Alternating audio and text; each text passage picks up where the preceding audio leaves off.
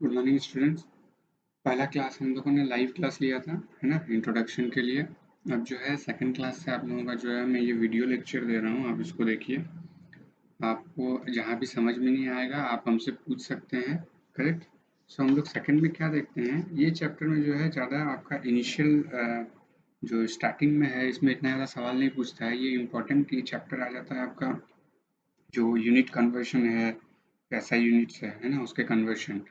फिर उसके बाद फिर आपका सिग्निफिकेंट फिगर्स ये आ जाता है, थोड़ा सा मोल कॉन्सेप्ट का भी प्रॉब्लम है वो भी आ जाता है, ठीक है। तो उस तरह से हम लोग आज सेकंड इसका जो पॉइंट है वो देखेंगे, यूनिट वन का ही है। सेकंड पॉइंट देखेंगे वो क्या है आपका, properties of matters,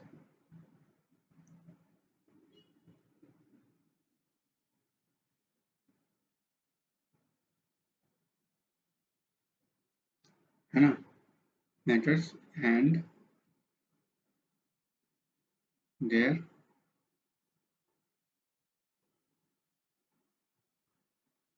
measurement.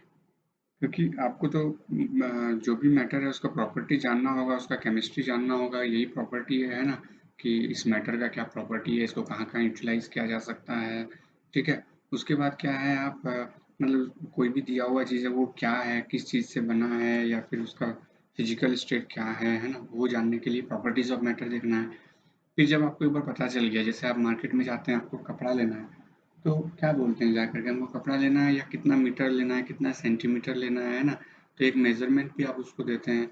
Market जाते हैं, आलू लेना है, प्याज लेना है, तो एक बोलते हैं, वहाँ तो जाकर के नहीं कहते हैं कि 1 मीटर आलू दीजिए, है ना। तो वहाँ जाकर के आपको क्या कहना होता है कि 1 केजी आलू दीजिए, है ना। फिर जैसे करंट है, करंट जो आपके घर में आ रहा है तो आप नहीं कह सकते हैं कि कितना वोल्ट है या कितना एम्पियर है, करेक्ट। तो आप एम्पियर कितना है और वोल्ट कितना है वो बोलेंगे, ऐसे नहीं बोलेंगे कि आज जो है मीटर में 1 किलो, है ना, करंट आया, 1 ग्राम करंट आया, वैसे नहीं हो सकता। तो जो अलग अलग आपका फिजिकल मैटर्स है उतना ही अलग अलग उसका मेजरमेंट होता है। तो ये सारे मेजरमेंट को ऐसा न्यूमरस मेजरमेंट ना हो जाए, इन्फिनाइट मेजरमेंट, बहुत सारा मेजरमेंट ना हो जाए, इसीलिए जो है इन्होंने एक आपका इंटरनेशनल सिस्टम ऑफ यूनिट्स का गठन किया है, ठीक है। जो कि आपका इसमें क्या कहता है, ये कह रहा है कि सिर्फ 7 ही बेस यूनिट्स है और इसी से जो है आप कैलकुलेट करके बाकी यूनिट्स निकाल सकते हैं। हम आपको बताएंगे कैसे कैलकुलेट करके बाकी यूनिट्स निकाल सकते हैं, करेक्ट। तो हमें क्या पता चला कि जो द इंटरनेशनल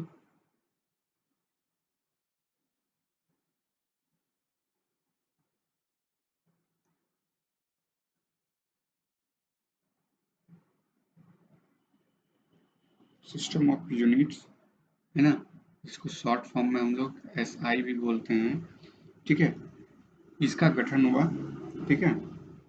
सो 1960 में हुआ इसका गठन, ठीक है। सो क्या इसमें कहा, इन्होंने कहा कि जो SI सिस्टम है वो 7 बेस यूनिट्स दिया है, ठीक है। तो ये जो आपका जो है 7 बेस यूनिट्स है, इसी से जो है पूरा का पूरा आपका जो है सारा चीज़ आप इसमें निकाल सकते हैं, जितना भी यूनिट है। तो जैसे पहला बेसिक यूनिट क्या है आपका, लेंथ, है ना। तो लेंथ इसका सिंबल क्या रखा है, मीटर, करेक्ट। तो लेंथ हो गया, लेंथ का सिंबल है मीटर। उसी तरह से जो है मास है, मास का क्या है आपका केजी, ठीक है। फिर है आपका टाइम, टाइम क्या है सेकंड, करेक्ट। फिर है इलेक्ट्रिक करंट,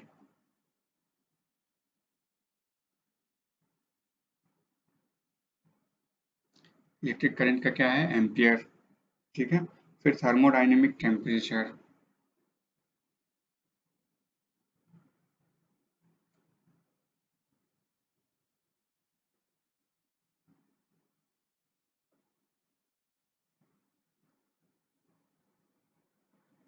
ठीक है। थर्मोडायनेमिक टेम्परेचर का क्या लिखा है यूनिट, केल्विन, करेक्ट।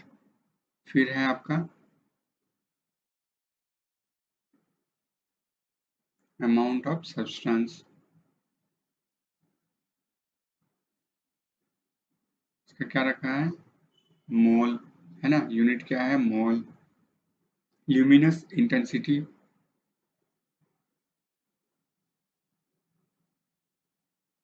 है ना। लुमिनस इंटेंसिटी क्या है आपका, जो भी आप बल्ब वगैरह देखते हैं तो उसका तीव्रता क्या है ना, वही है ल्यूमिनस इंटेंसिटी। या सन का जो लाइट यहाँ पड़ रहा है उसका तीव्रता क्या है, उससे बेस्ड होकर के जो है हम लोग निकालते हैं कि यहाँ पर सोलर प्लेट स्टैब्लिश करना है कि नहीं, ज़्यादा से ज़्यादा पावर हमें मिलेगा कि नहीं। तो इसका यूनिट क्या है, कैंडल है, ठीक है।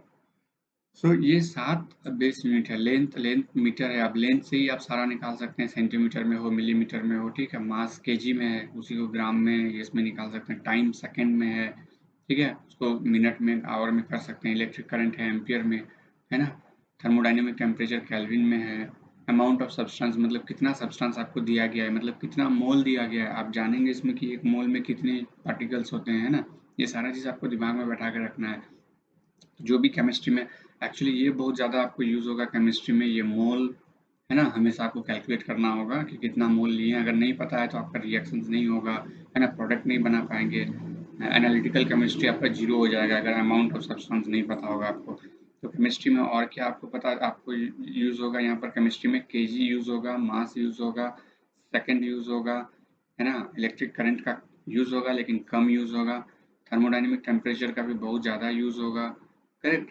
ल्यूमिनस इंटेंसिटी का उतना यूज़ नहीं होगा यहाँ पे, ये फिजिक्स में यूज़ होगा। तो आप चाहे फिजिक्स पढ़िए या केमिस्ट्री पढ़िए, पहला यूनिट में ये सब आपको जानना जरूरी है। आप देखेंगे ये 7 बेस यूनिट्स आपके फिजिक्स में भी है, केमिस्ट्री में है, फिजिक्स में भी है। इसलिए फिजिक्स और केमिस्ट्री अलग नहीं है। जो केमिस्ट्री का फिजिकल पार्ट है वो पूरा पूरी आपको फिजिक्स से बिलोंग करता है ना।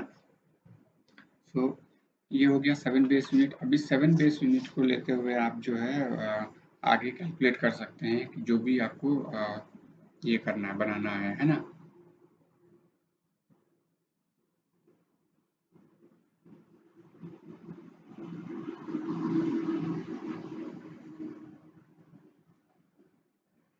ठीक है, तो सबसे पहले हम लोग मास और वेट का अंतर देख लेते हैं। एक बार हम पिछले क्लास में भी बोले थे, है ना, कि मास जो है कांस्टेंट है बट वेट कांस्टेंट नहीं है, वो चेंज होते रहता है डिफरेंट टू डिफरेंट प्लैनेट। और क्या कहते हैं, एक जगह से जब दूसरे जगह में जाते हैं, जैसे किसी समंदर के तट से लेकर के जब आप किसी पहाड़ी के ऊपर तक जाते हैं तो अलग अलग हो जाता है ना। तो मास और वेट, मास क्या है आपका, मास है आपका अमाउंट ऑफ मैटर, है ना। मास होता है अमाउंट ऑफ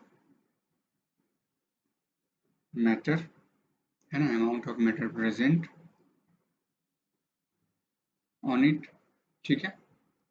ठीक है, ये क्या है आपका, ये आपका कांस्टेंट वैल्यू है, ये चेंज नहीं होगा क्योंकि अमाउंट ऑफ मैटर चेंज नहीं होगा। मैटर, कितना मैटर एक पर्टिकुलर सब्सटेंस में है वो कभी चेंज नहीं होगा, है ना, तो वो कांस्टेंट होगा। इसका ऐसा यूनिट क्या होगा, केजी, ठीक है। ये मास हो गया आपका, ये कभी चेंज नहीं होगा। ग्रेविटी पुल के कारण ये चेंज हो सकता है, अगर डिफरेंट डिफरेंट ग्रेविटी पुल रहा तो। अगर एक ही प्लेनेट में है तो मोस्ट प्रोबेबली ज़्यादा चेंज नहीं होगा। लेकिन जैसे ही आप अर्थ से निकल करके मून में जाते हैं तो वहाँ का ग्रेविटी अलग है, इसलिए वहाँ का अलग हो जाता है ना। तो तो वही मास हो गया आपका। तो फिर आप जो है वेट, वेट क्या है, वेट है आपका force exerted by gravity on an object, ठीक है। जो फोर्स एक्सर्ट है ग्रेविटी के द्वारा, जैसे मान लेते हैं हम लोग नीचे खड़े हैं, जंप करते हैं तो ऊपर क्यों नहीं चले जाते हैं, वापस नीचे ही आ जाते हैं। आप एक पत्थर को ऊपर फेंकते हैं लेकिन वापस वो नीचे ही आ जाता है, ऊपर तो नहीं चला जाता है। तो पत्थर को आपने जितना फोर्स के साथ ऊपर फेंका फेंका, ठीक है, लेकिन जैसे ही आपका फोर्स जो आपने लगाया वो आगे जा करके जैसे ही खत्म, माने नगण्य हो गया, है ना, निग्लिजिबल हो गया, तो अब क्या हो गया, वहां से अब ग्रेविटी पुल करना शुरू करेगा, है ना। तो जितना जोर से वो ग्रेविटी पुल करता है वही उस ऑब्जेक्ट का वेट होता है। तो जैसे आप पल्ला में रखते हैं, तो पल्ला में रखते हैं तो ऐसा नहीं कि पल्ला ऊपर साइड जाता है ना, जिधर रखते हैं और उसके अपोजिट साइड में जो है हम उसमें क्या रखते हैं, उसका वजन करने का वो किलोग्राम रखते हैं ना, और देखते हैं कि क्या वजन है। तो उसको खींचता किधर है, उसको ग्रेविटी ही पुल करता है डाउन की ओर, है ना। यहाँ पर क्या है, आप देखेंगे जो भी ऑब्जेक्ट में जो है फोर्स एक्सर्ट कर रहा है बाय ग्रेविटी, है ना, ग्रेविटी उसको अपनी ओर खींच रहा है जिस फोर्स के साथ, वो फोर्स जब आप मल्टीप्लाई करेंगे मास के साथ तो आपका वेट निकलेगा, है ना। और ये चेंज होते रहता है एक जगह से दूसरे जगह में, है ना, क्योंकि जहाँ ग्रेविटी चेंज होगा तब ये चेंज होगा, अदरवाइज ये चेंज नहीं होगा। उसी तरह से जो है 7 बेस यूनिट का इस्तेमाल करते हुए वहाँ तो वॉल्यूम नहीं दिया हुआ था, वहाँ पर आपका लेंथ दिया हुआ था, है ना, और मास दिया हुआ था। लेकिन अगर मान लेते हैं आपको वॉल्यूम निकालना होगा तो कैसे निकालेंगे? तो वॉल्यूम के लिए आप क्या करेंगे? हमें पता है इसका यूनिट क्या है वॉल्यूम का, मीटर क्यूब, है ना, या फिर आप कह सकते हैं क्या, सेंटीमीटर क्यूब, या फिर कह सकते हैं डेसीमीटर क्यूब, है ना। तो ये वॉल्यूम हो गया आपका। अब वॉल्यूम को हम लोग क्या कर सकते हैं, लीटर में भी लिख सकते हैं, है ना। वॉल्यूम को हम लोग लीटर में भी लिख सकते हैं, मिलीलीटर में भी लिख सकते हैं, है ना।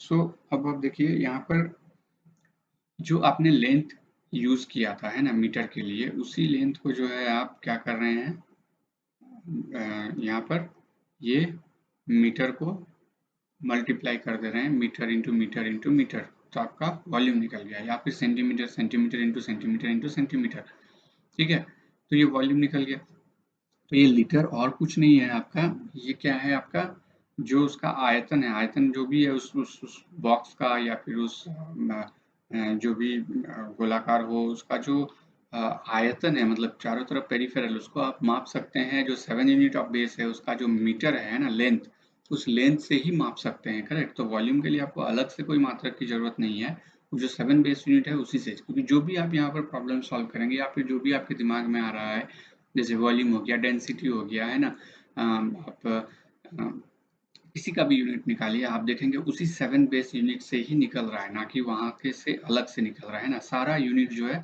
उसी से निकलेगा, करेक्ट। तो इसमें हम लोग क्या देखते हैं आपका, आ गया, तो 1 लीटर इक्वल टू कितना होता है आपका, 1000 ml, है ना। तो 1000 ml मतलब हम क्या लिख सकते हैं यहाँ पर, 1000 सेंटीमीटर क्यूब, करेक्ट। तो 1000 सेंटीमीटर क्यूब होगा ये, ठीक है। 1000 सेंटीमीटर क्यूब इक्वल टू क्या हो जाएगा आपका, 1 डेसीमीटर क्यूब। तो ये कन्वर्शन आपको आना चाहिए, है ना। ये कन्वर्शन आ गया तो फिर आपके लिए सही आसानी हो जाएगा, एक ये से दूसरे में कन्वर्ट कर सकते हैं। तब जो भी यहाँ पर है, ml मतलब cm क्यूब होता है ना, सेंटीमीटर क्यूब होता है, या cc बोलते हैं, क्यूबिक सेंटीमीटर बोलते हैं, करेक्ट। तो आप इसको दिमाग में रखेंगे तो आपको कोई प्रॉब्लम नहीं होगा। तो इसमें क्या है, ज़्यादा से ज़्यादा आप जो है फॉर्म प्रैक्टिस करेंगे एक यूनिट से दूसरे यूनिट में कन्वर्शन करने के लिए, इस टॉपिक्स को पढ़ने के बाद, तब जाकर के आपका जो है वो स्ट्रांग हो जाएगा कि यूनिट कन्वर्शन कैसे करते हैं, करेक्ट। क्योंकि वो बहुत ज़रूरी है, यूनिट कन्वर्शन अगर आप नहीं जानते हैं तो फिर प्रॉब्लम हो जाएगा, है ना। क्योंकि आपको बहुत सारा यूनिट कन्वर्शन पूछता है इसमें, है ना, ऑब्जेक्टिव में। 11th क्लास जो है ऑब्जेक्टिव पिछले 2 साल से लिया जा रहा है, इस साल भी ऑब्जेक्टिव ही रहेगा, तो आपको ये सब क्वेश्चन ऑब्जेक्टिव में पूछेगा और उस समय में आप इधर उधर देखते रहेंगे, है ना। तो नेक्स्ट जो है हम लोग, टेम्परेचर के पहले हम लोग क्या देखते हैं, डेंसिटी के बारे में देखते हैं ना, क्योंकि वॉल्यूम अभी देखा तो डेंसिटी को भी देख लेते हैं। तो डेंसिटी का क्या होता है आपको मालूम है, तो डेंसिटी को कैसे निकालेंगे, तो हमें पता है डेंसिटी इक्वल टू क्या होता है, मास बटे वॉल्यूम, ठीक है। मास का हमें पता है, ये 7 बेस यूनिट से ही लिया गया है, मास का हमें पता है केजी है, और वॉल्यूम का अभी हमने निकाला यहाँ पर, या तो आप लीटर लेंगे या मीटर क्यू, जो है लेना है लीजिए, मीटर क्यू। तो इसका यूनिट क्या निकल गया, केजी मीटर माइनस क्यू। ये माइनस क्यू का मतलब क्या है, जो कि ये नीचे में है ना, नीचे में है तो माइनस हो जाता है ना, माइनस ऊपर में दे देंगे तो नीचे, अदरवाइज केजी, इसको ऐसे भी लिख सकते हैं, केजी पर मीटर, पर मीटर क्यूब, मीटर नहीं मीटर क्यूब, है ना, केजी पर मीटर क्यूब, या फिर केजी मीटर क्यू इन, है ना, मीटर क्यू इनवर्स, ठीक है, ये लिख सकते हैं। अब ज़्यादा जो है आपको टेम्परेचर में ही निकालने के लिए कहा जाता है, तो टेम्परेचर में आप कैसे निकालेंगे, टेम्परेचर का एक्चुअली 3 स्केल है हमारे पास, है ना, डिफरेंट डिफरेंट, ऐसा नहीं है कि कोई स्केल को छोड़ के काम हो रहा है। मैक्सिमम केल्विन ही यूज होता है केमिस्ट्री में, है ना, तो डिग्री सेंटीग्रेड है, डिग्री फ़ारेनहाइट है, और केल्विन है, ये 3 स्केल है आपके पास, है ना। आप देखेंगे, एक्सक्यूज मी, ये तीनों स्केल को different different group of people इसको यूज करते हैं। जैसे डिग्री सेंटीग्रेड है, नॉर्मली आप क्या करेंगे, जो भी घर में खाना वगैरह बनाते हैं या फिर बॉयलर वगैरह यूज़ होता है केमिस्ट्री में ज़्यादातर डिग्री सेंटीग्रेड और केल्विन यूज़ होता है। तो आप देखेंगे कितना डिग्री सेंटीग्रेड है, या टेम्परेचर, वेदर का टेम्परेचर जो बताते हैं न्यूज़ चैनल वगैरह में, तो डिग्री सेंटीग्रेड में बताते हैं ना, रूम टेम्परेचर ये वगैरह, वो केल्विन में नहीं बताते हैं। Excuse me. फिर आगे आपका केल्विन। केल्विन का कहाँ यूज़ होता है, ये डिग्री सेंटीग्रेड है ना, ये केल्विन। केल्विन का कहाँ यूज़ होता है आपका, जैसे केमिकल रिएक्शंस में है ना, केमिकल, छोटे छोटे केमिकल रिएक्शन में जहाँ पर टेम्परेचर बहुत कम हो, -10 डिग्री हो, -20 डिग्री हो, तो वहाँ पर जनरली केल्विन स्केल का यूज़ होता है। करेक्ट।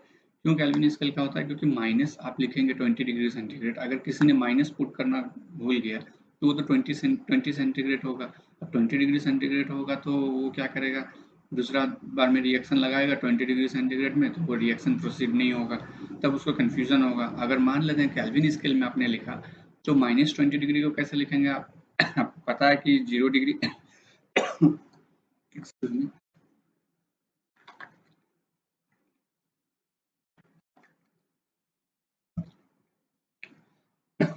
आपको पता है कि 0 डिग्री सेंटीग्रेड का 273 केल्विन होता है।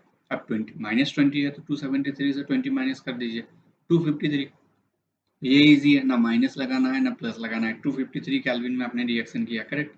मतलब समझ में आ गया कि ये -20 में है। ठीक है।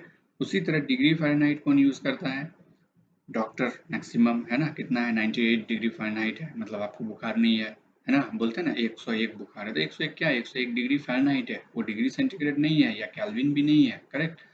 तो अब एक स्केल से दूसरे स्केल में कैसे बदलेंगे, मान लेते हैं हम कहते हैं कि हमारा 0 डिग्री सेंटीग्रेड है, इसको केल्विन स्केल में बदलिए, तो आप क्या करते हैं, आप सीधे कर देते हैं 273, लेकिन वो कैसे आपने बदला, है ना।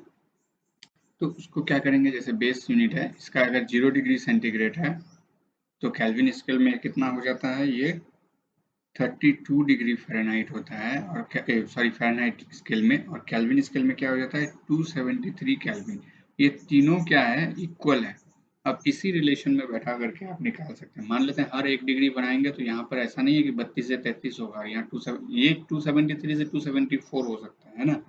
तो फॉर्मूला क्या है आप देख लीजिए, जैसे मान लेते हैं कि डिग्री फ़ारेनहाइट में निकालना है आपको, दिया हुआ जो है वो डिग्री सेंटीग्रेड में है और आपको डिग्री फ़ारेनहाइट में निकालना है, तो आप क्या करेंगे, जितना दिया हुआ है ना उसको 9/5, है ना, यहाँ पर जो है डिग्री सेंटीग्रेड को x में लिखेंगे, है ना, x डिग्री सेंटीग्रेड प्लस 32। इस फॉर्मूला में जो भी डालेंगे आप, आपको जो है ये क्या करेगा, डिग्री फ़ारेनहाइट में वैल्यू निकाल करके दे देगा। मान लेते हैं कि 1 डिग्री सेंटीग्रेड है, देखिए 32 से 33 हो रहा है कि नहीं, 1 डिग्री में, 0 डिग्री में तो 32 डिग्री फ़ारेनहाइट हुआ, तो 1 डिग्री में क्या होगा, मान लेते हैं कि आप 1 डिग्री बैठे हैं, तो ये क्या हो जाएगा, ये 1 हो जाएगा, तो 1, 9 इंटू 1 9, है ना, 9/5 प्लस 32, तो यहाँ पर ये कितना हो जाएगा 1, और फिर तो 1.8 प्लस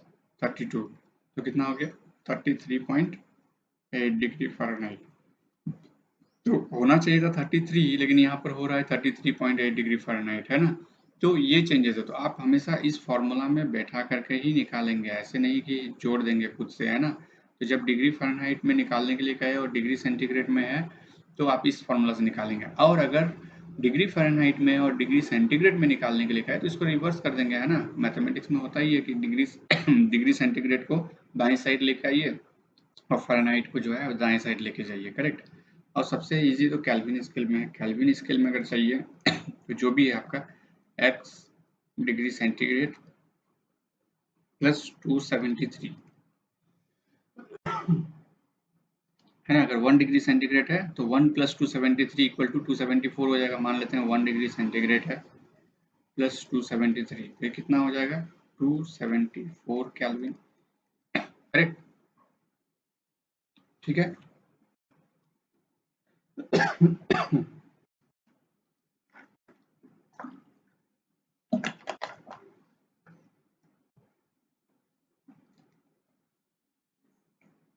ठीक है।